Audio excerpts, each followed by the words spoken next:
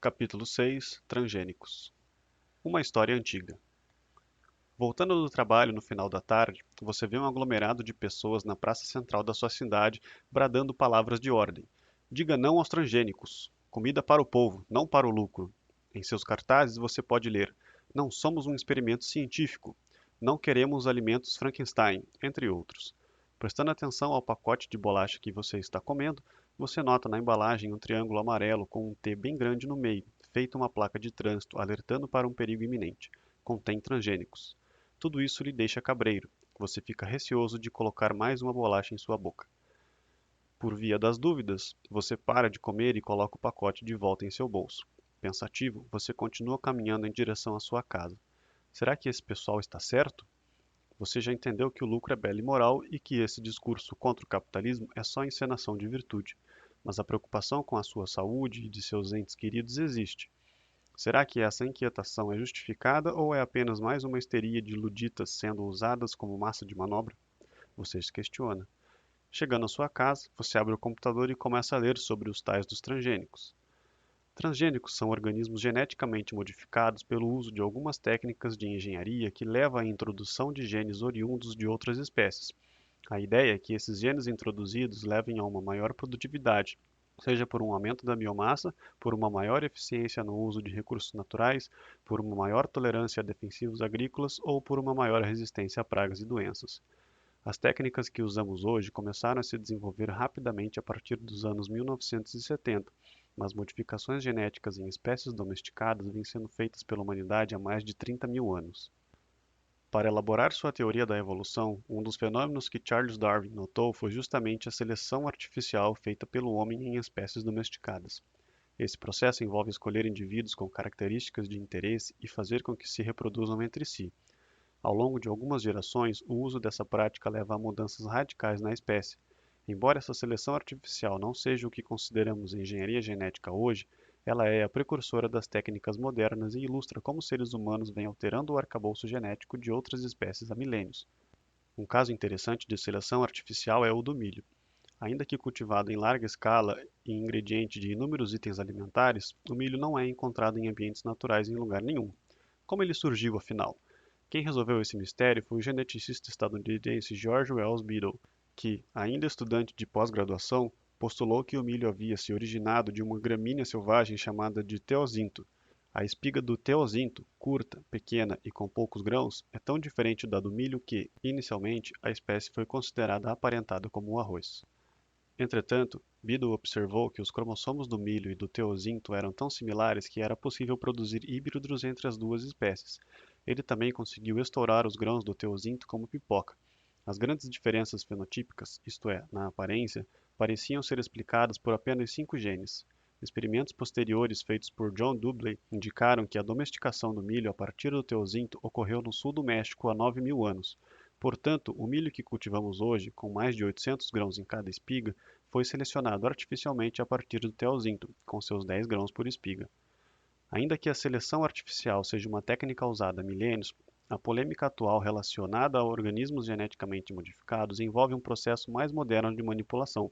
O grande salto tecnológico aconteceu em 1973, quando Herbert Boyer e Stellan Cohen conseguiram recordar de uma bactéria um gene que conferia resistência a antibiótico, inserindo-o em outra que passou também a ser resistente.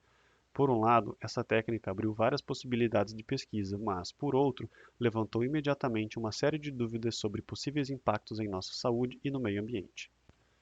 De todo modo, as pesquisas continuaram e novas aplicações foram desenvolvidas. Em 1980, a General Electric desenvolveu uma linhagem de bactérias geneticamente alterada para quebrar moléculas de óleo cru e mitigar impactos de derramamentos. 2 anos depois, foi desenvolvida uma linhagem de bactérias geneticamente modificada para sintetizar insulina, permitindo a produção do hormônio em maior quantidade e a menor preço para pacientes diabéticos.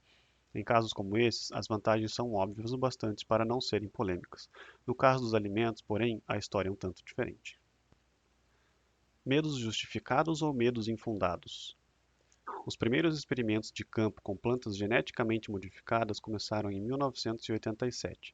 5 anos mais tarde, após testes intensos, a variedade de tomate Flaviar Savr passou a ser comercializada.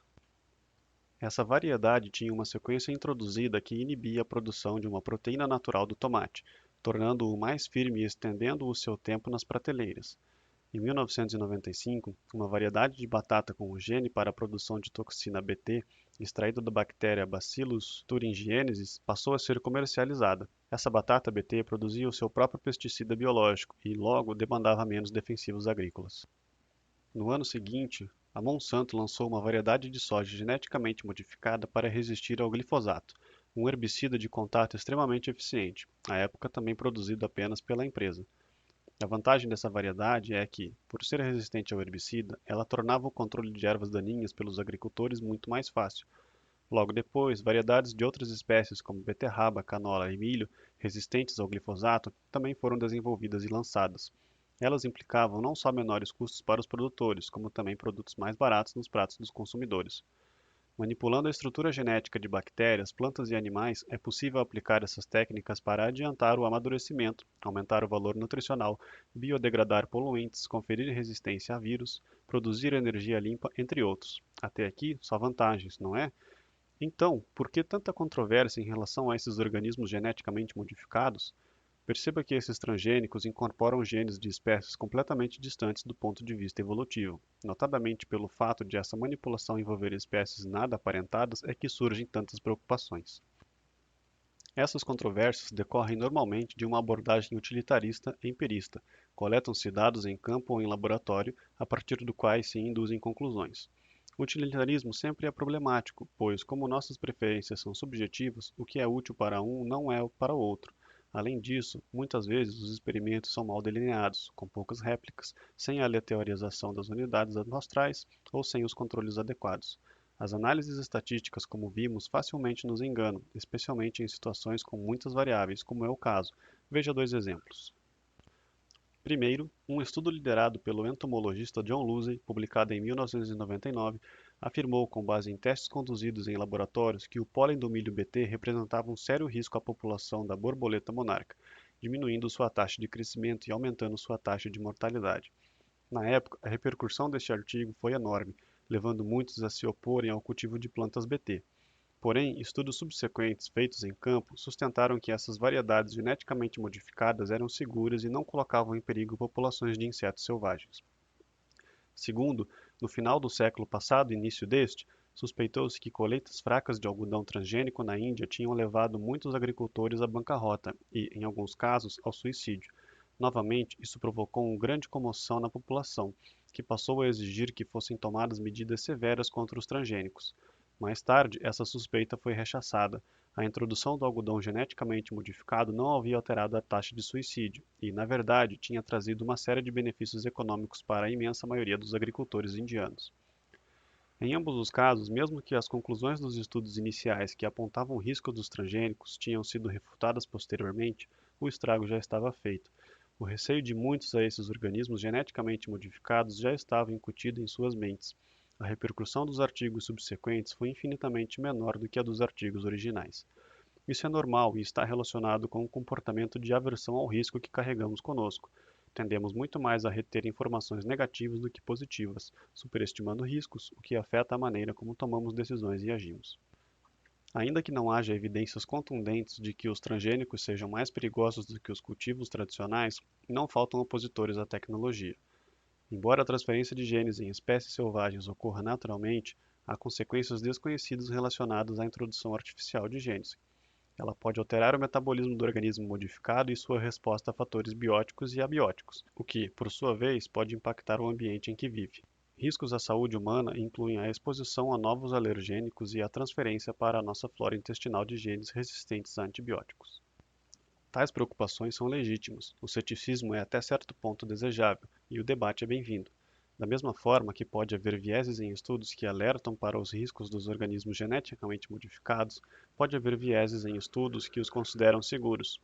Obviamente, os mais críticos aos transgênicos podem fazer seus protestos, desde que pacíficos, e podem tentar convencer os outros, usando os argumentos que lhe parecem convincentes, mesmo que sejam argumentos utilitaristas. Uma linha é cruzada, porém, quando se começa a ameaçar de agressão aqueles que estão quietos em seus cantos. O culpado de sempre. Essa linha é cruzada quando se pede a interferência do nosso vilão usual, do nosso mordomo dos romances policiais, o Estado. Ainda que com boas intenções, quem clama por intervenção estatal está pedindo que sua estrutura coercitiva seja usada contra pessoas que estão simplesmente tentando levar suas vidas sem atacar ninguém. Nesse caso, por meio de agressão ou ameaça de agressão, essas pessoas são forçadas a fazer o que não querem ou a deixar de fazer o que querem. Isso é uma clara violação do direito natural delas à autopropriedade e, portanto, é antiético. Além disso, quem clama por intervenção estatal está defendendo distorções econômicas que, em última instância, vão prejudicar especialmente os mais pobres. Como já discutimos, essa intervenção encarece os produtos, desestimula a inovação, impõe barreiras de entrada e favorece as grandes corporações que têm condições de arcar com os custos elevados e de pagar lobistas para convencer políticos a aprovarem o que lhes é conveniente. Hoje em dia, transgênicos são fortemente regulados pelo Estado e, em alguns países, sua comercialização e seu plantio até são proibidos. Com isso, muitos sequer têm a chance de aproveitar os benefícios que esses alimentos podem trazer. Há situações em que transgênicos podem ser uma questão de vida ou morte, como no caso da desnutrição. Por exemplo, o arroz dourado é uma variedade geneticamente modificada para produzir beta-caroteno. Quando ingerido, o beta-caroteno é convertido em vitamina A, que é essencial para preservar a nossa visão e manter nosso sistema imunológico, entre outros benefícios. Cerca de 250 milhões de crianças em idade pré-escolar sofrem de deficiência de vitamina A, das quais quase 3 milhões chegam a morrer. Pois bem, apesar de o arroz dourado ter o potencial de ser a solução para esse problema, ele encontrou uma oposição ferrenha, especialmente por parte de algumas organizações não governamentais, como o Greenpeace. Elas alegam que há várias outras alternativas já disponíveis, mais baratas e que não usam transgênicos. Até aqui, nenhum problema. Elas estão exercendo sua liberdade de expressão, apresentando argumentos e procurando convencer as pessoas a usarem outros produtos. O problema surge quando essas organizações pressionam governos e exigem que eles proíbam arroz dourado e outros transgênicos. Esse tipo de pressão tem dado resultado e muitos países vêm impondo fortes regulações aos organismos geneticamente modificados. Já há pelo menos 64 países que obrigam a rotulagem de alimentos com ingredientes transgênicos, entre os quais Austrália, Brasil, China, Japão e a maioria dos países da Europa. Os que defendem essa rotulagem obrigatória alegam que os consumidores devem ter acesso a essa informação para que possam decidir se querem consumi-los. Há ainda países que proibiram tanto seu cultivo quanto sua importação, como Argélia, Butão, Madagascar, Peru, Quênia e Rússia. Talvez na Europa é que essa pressão seja mais forte. Não por acaso, em 2015 foi aprovada uma legislação que permite aos países da União Europeia banir o cultivo de transgênicos em seus territórios. Entre os que optaram pelo banimento estão a Alemanha, a Áustria, Bélgica, França, Itália e Polônia. Apesar disso, quase todos os países europeus permitem a importação de alimentos transgênicos. Inclusive, boa parte das rações usadas na criação de animais e dos alimentos industrializados contém ingredientes de variedades geneticamente modificadas. Ah, as incoerências das legislações positivistas. Aqui no Brasil, políticos também se julgam no direito de decidir o que pode e o que não pode ser feito em relação a esses organismos. Uma legislação sobre a biossegurança nacional foi aprovada em 2005, estabelecendo normas de segurança e mecanismos de fiscalização sobre a construção, o cultivo, a produção, a manipulação, o transporte, a transferência, a importação, a exportação, o armazenamento, a pesquisa, a comercialização, o consumo, a liberação no meio ambiente e o descarte de organismos geneticamente modificados. Em outras palavras, transgênicos são pesadamente regulados no país. Mas aí o justiceiro ambiental exclama: a população não tem capacidade para avaliar os riscos de algo tão complexo quanto os transgênicos. Por isso, precisamos do Estado para avaliar se eles são seguros ou perigosos. Ah, meu caro justiceiro, achar que políticos e seus séquitos de tecnocratas serão capazes disso é, no mínimo, muita ingenuidade. Esses que pedem intervenção estatal no assunto estão considerando que as pessoas não são capazes de decidir sozinhas quais alimentos vão consumir, mas são capazes de eleger políticos suficientemente iluminados para salvá-las delas mesmas. Isso não faz o menor sentido. O vilão insuspeito. Antes de discutirmos as soluções reais, vamos pensar um pouco em algo que é frequentemente negligenciado, mas que contribui bastante para o surgimento de problemas relacionados aos transgênicos: a propriedade intelectual. Veja, a defesa do nosso direito natural à propriedade privada é a base da civilização. Quanto mais uma sociedade defendê-lo, mais ela prosperará. Qual é o problema, então, com a propriedade intelectual? Simples, ela não é propriedade. Lembre-se, o conceito de propriedade privada decorre do fato de que recursos são escassos, isto é, não há de tudo para todos a todo momento. Assim, uma maçã é um recurso, porque duas pessoas não podem juntas comê-la toda. Esta maçã em particular é minha, porque eu a troquei com um feirante por dinheiro. Ao fazer isso, o título de propriedade desta maçã passou a ser meu, enquanto que o daquelas cédulas que estavam em meu bolso passou a ser do feirante. Ele tinha algo que eu preferia em relação às cédulas e vice-versa. Voluntariamente fizemos a troca e, com isso, evitamos um conflito. Se eu tivesse simplesmente pegado a maçã de sua barraca, isso seria roubo, porque eu estaria me apropriando indevidamente de seu trabalho e impedindo que ele usasse aquele recurso. E eis o cerne do problema. Uma ideia não é escassa. O fato de alguém usar uma ideia não impede que outro a use também. Pensemos na brilhante ideia que alguém um dia teve de inventar a roda. O fato de eu ter usado essa ideia para construir um carrinho de rolimã ontem não impede que um engenheiro a use para projetar um carrinho amanhã. Felizmente, essa ideia da roda não é protegida e podemos usufruir seus benefícios livremente, mas há várias outras ideias hoje protegidas por marcas, patentes, direitos autorais e outros absurdos positivistas. Como toda legislação positivista, isso é algo arbitrário e instituído de cima para baixo. Dada a sua contradição lógica, restam os defensores do conceito de propriedade privada argumentos utilitaristas. Mas quem vai criar novas marcas se elas não puderem ser registradas? Quem vai proteger nossos computadores se não houver patentes? Quem vai compor música se não houver direitos autorais? Talvez você se questione. Primeiro, algo ser útil ou conveniente para alguém não o torna necessariamente ético. Segundo, ao contrário, sem as amarras impostas por esse conceito, todos nós teríamos muito mais liberdade para inventar e criar sem medo de sermos agredidos. E esse ponto é notadamente importante. O conceito de propriedade intelectual envolve a agressão. Aquele que consegue do Estado um documento que ateste sua propriedade sobre uma determinada ideia pode explorá-la exclusivamente, ou seja, de forma monopolista, por um certo período, aproveitando-se dos fuzis estatais. Trocando em miúdos, propriedade intelectual nada mais é do que o uso do aparelho coercitivo estatal para proteger uma ideia por meio de agressão ou ameaça de agressão. Não por acaso, portanto, esse conceito favorece especialmente os amigos do rei, como as grandes corporações. No caso dos organismos geneticamente modificados, corporações podem deter o monopólio de uma variedade transgênica graças à legislação sobre propriedade intelectual. Tais corporações podem financiar campanhas eleitorais, pagar lobistas para terem projetos de seu interesse aprovados por políticos e usar o sistema judiciário estatal para perseguir os que as questionam. E isso só pode acontecer porque vivemos em uma desordem socialista, em que políticos têm o poder de mandar em nossas vidas, mesmo que não agridamos ninguém. Usando uma linguagem clara, os que pagam o piso ganham a proteção da máfia. O que essa legislação sobre propriedade intelectual faz é criar barreiras de entrada ao setor dos transgênicos, encarecendo os alimentos e tornando tanto os produtores rurais quanto os consumidores finais refém dessas grandes corporações. No caso das variedades resistentes a herbicidas, é possível inclusive que, além da semente, o herbicida também seja patenteado pela mesma companhia, tornando a dependência quase completa. Isso, por sua vez, favorece latifundiários que têm condições de arcar com os custos de produções maiores, em detrimento de pequenos proprietários rurais. O problema não são os transgênicos em si, nem a motivação pelo lucro. O problema é o uso dos mecanismos estatais de agressão para proteger grandes empresas da concorrência e perseguir judicialmente cidadãos pacatos usando a desculpa da propriedade intelectual.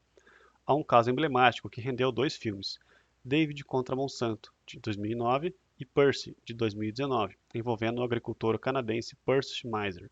Em 1998, Schmeiser foi processado pela Monsanto por violação de patente. Segundo a empresa, ele estava usando a variedade de canola Roundup Ready resistente ao glifosato sem sua autorização. Schmeiser, por sua vez, alegou que as sementes geneticamente modificadas haviam chegado à sua fazenda por acidente e que eram suas porque estavam em suas terras. Em uma decisão apertada, 5 votos a 4, a Corte Federal Canadense deu ganho de casa a Monsanto. Não cabe aqui entrar nos meandros jurídicos do caso, mas o mero fato de uma companhia poder processar um agricultor simplesmente porque havia sementes de uma certa linhagem nas terras dele é em si um absurdo tão grande que só o sistema legal positivista a que estamos submetidos pode proporcionar. O que fazer então? A fácil solução. O caso dos transgênicos nos fornece um bom modelo de como questões polêmicas podem ser facilmente resolvidas em uma sociedade libertária. A solução, como sempre, é a ética da propriedade privada, ou seja, é o respeito ao nosso direito natural à autopropriedade. Essa ética leva ao princípio de não agressão, segundo o qual não devemos agredir ou ameaçar agredir uma pessoa pacífica. Isso inclui não só o corpo dessa pessoa, como também os bens que ela adquiriu por meio do seu trabalho ou de trocas voluntárias. Esse é o único sistema ético possível, válido para qualquer pessoa, em qualquer lugar, a qualquer momento. Pois bem, pensemos em um exemplo. Em Mineiros, no sul de Goiás, há dois fazendeiros, S. Francisco e S. Osvaldo, que têm terras lado a lado. Há muitos anos, Francisco conquistou a então namorada de Osvaldo e se casou com ela, gerando uma rivalidade entre os dois que ainda não foi completamente esquecida. Enquanto o primeiro é um fervoroso defensor da soja transgênica, o segundo é mais cético e prefere cultivar variedades não modificadas geneticamente. Usando argumentos utilitaristas, mas talvez também por ressentimento, Oswaldo vem apoiando políticos que prometem endurecer a legislação sobre transgênicos. Se uma legislação mais dura for aprovada, Oswaldo pode se dar bem, tanto economicamente, porque não vai precisar competir com a soja transgênica de Francisco e dos demais fazendeiros que a plantam, quanto pessoalmente, pois vai ter sua vingança, ainda que menos do que ele acha que Francisco merece. Na desordem socialista em que vivemos, o incentivo é para isso, é para usar essa via política. Melhor seria se estivéssemos em uma ordem libertária e o incentivo fosse para que se usasse a via econômica. Nesse caso, a regra é clara. Nas suas respectivas terras, Francisco e Oswaldo plantam o que quiserem. Agora digamos que Francisco esteja cultivando soja transgênica e Oswaldo soja tradicional. Como suas fazendas são vizinhas, naturalmente há entre elas fluxo de grãos de pólen e sementes provocado pelo vento ou por animais. Normalmente, isso não é um problema, mas um dos receios que os críticos aos transgênicos possuem é que esses grãos de pólen e sementes tenham algum efeito tóxico na saúde ou no ambiente. Se, por algum motivo, os grãos de pólen e as sementes transgênicas de Francisco provocarem de fato algum dano à família ou ao cultivo de Oswaldo, teremos um caso de poluição. Se esse for o caso, no nosso sistema judiciário positivista atual, Oswaldo terá uma batalha jurídica muito árdua pela frente. Como, embora regulados, transgênicos são aprovados pela legislação brasileira. Francisco poderá alegar: fiz tudo dentro da lei, se houve algum problema, não foi culpa minha. Ele ainda contará com a arbitrariedade da legislação positivista e a morosidade da justiça estatal para se eximir de uma eventual culpa. E, por outro lado, se as alegações de Oswaldo forem infundadas, este poderá contar com esse sistema judiciário estatal para prolongar o conflito e buscar alguma punição injusta. Seria muito diferente em um sistema judiciário naturalista, em que os dois teriam de concordar voluntariamente com um tribunal privado de boa reputação para examinar o caso e decidir quem tem razão. Esse tribunal teria todos os incentivos possíveis para resolver a disputa justa e rapidamente. Mas e se Francisco se recusasse a levar o caso para um tribunal privado? Você se questiona. A dúvida é pertinente, mas isso não seria uma boa ideia. Sua recusa implicaria que ele não reconhece o sistema de justiça e que, portanto, não poderia acioná-lo quando se sentisse prejudicado por algum motivo. E os consumidores, como ficam? Enquanto hoje políticos decidem se, quais e como produtos e ingredientes derivados de transgênicos podem ser consumidos, em um ordenamento libertário essa decisão caberia única e exclusivamente ao consumidor. Cada um consumiria o que quisesse. Como já nos diz a sabedoria popular, cada um sabe onde o calo aperta. Logo, caberia a cada um decidir o melhor para si, buscando as informações necessárias, ponderando os prós e os contras dos alimentos transgênicos e não transgênicos e optando por consumir estes ou aqueles. Em relação às informações disponíveis nas embalagens, a rotulagem não pode ser obrigatória, pois isso é uma clara violação do direito à autopropriedade do fabricante. Contudo, demandas dos consumidores levam naturalmente a selos de certificação. Portanto, se hoje temos aquele triângulo amarelo ameaçador colocado de forma obrigatória nas embalagens que contêm ingredientes transgênicos, em uma sociedade libertária teremos selos de certificação emitidos por entidades privadas competindo entre si, atestando, por exemplo, que determinado produto não contém ingredientes modificados geneticamente. Esse tipo de certificação, por sinal, já existe. Uma dessas certificadoras é a NSF International, localizada em Michigan, nos Estados Unidos, que analisa toda a cadeia logística de um dado produto e, se não houver ingredientes transgênicos usados nela, confere a tal produto um selo de não modificado geneticamente. Ou ainda a companhia A Greener World, que oferece um selo de certificação nos mesmos moldes. A necessidade de competir por clientes e possuir uma boa reputação incentiva certificadoras como essas a analisarem com rigor os produtos que receberão seus selos. Em uma sociedade libertária, isto é, em um ambiente de livre mercado, todas as preferências subjetivas dos consumidores se refletem no sistema de preços.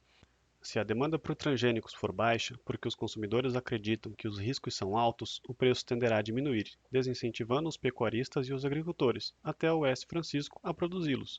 Se a demanda for alta, porque os consumidores acreditam que os benefícios sobrepujam os riscos, o preço tenderá a aumentar em um primeiro momento, estimulando a oferta e levando em um segundo momento a um barateamento. Da mesma forma, se os consumidores considerarem a certificação importante, eles se disporão até a pagar mais por um produto com o selo de não transgênico, caso o considerem mais saudável, assim como o fazem com produtos orgânicos. O sistema de preços refletirá fielmente as preferências dos consumidores em relação a alimentos transgênicos e não transgênicos, de um modo que nenhum planejador central é capaz de fazer. Sem agredir ninguém, a propriedade privada nos dá um critério ético, simples e claro para dirimir conflitos e resolver eventuais disputas. Esta é a beleza do livre mercado.